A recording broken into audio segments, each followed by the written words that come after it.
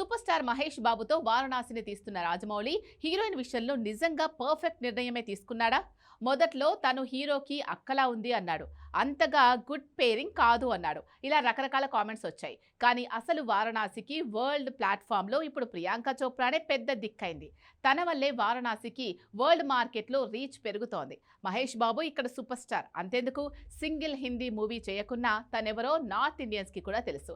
అంతగా నార్త్లో కూడా తనకి గుర్తింపు ఉంది. అలా చూస్తే 1.4 బిలియన్ జనాల్లో కనీసం 100 కోట్ల మందికైనా తెలిసిన ముఖం తనది. అలాంటి తనకి వరల్డ్ మార్కెట్లో ప్రియాంక చోప్రా ప్లస్ అవుతోందా? అక్కడ అంతా తానేనా?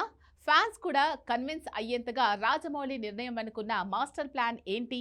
Take a look.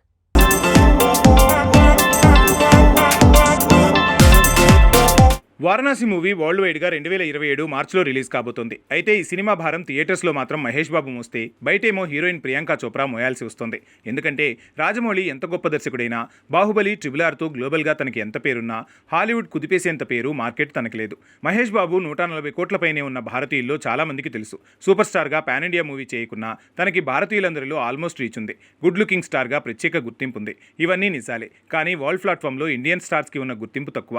హాలీవుడ్ సినిమాల్లో నటించిన దీపికా అండ్ కోకే అప్పుడప్పుడు అంత గుర్తింపు ఉండదు. అలాంటిది హాలీవుడ్ మూవీలు చేయకుండా వరల్డ్ మార్కెట్ మీద దాడి చేయకుండా మన హీరోలే కాదు బాలీవుడ్ స్టార్లకు కూడా వరల్డ్ మార్కెట్ని ఇన్ఫ్లుయెన్స్ చేసే సీన్ ఉండదు.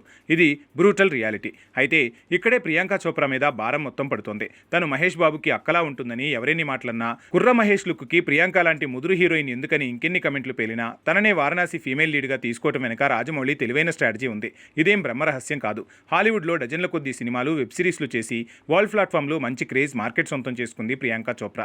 ఇక తన భర్త నికో జాన్స్ కూడా హాలీవుడ్ నటుడే. పాప్ సింగర్గా తనకి భారీగానే గుర్తింపు ఉంది. దీనికి తోడు Priyanka Chopra latest project the bluff world వైడ్గా దుమ్ము దులుపుతోంది. అందుకే వారణాసిని వరల్డ్ ప్లాట్ఫామ్ మీదకు తీసుకెళ్లాలంటే వరల్డ్ మార్కెట్లో క్రేజ్ ఉన్న ప్రియాంకే సరైంది. తనని ఈ సినిమా కోసం తీసుకున్నప్పుడు చాలామందికి నచ్చకున్నా మార్కెట్ స్ట్రాటజీ వల్లే తనని రాజమౌళి తీసుకున్నాడని తెలుస్తోంది.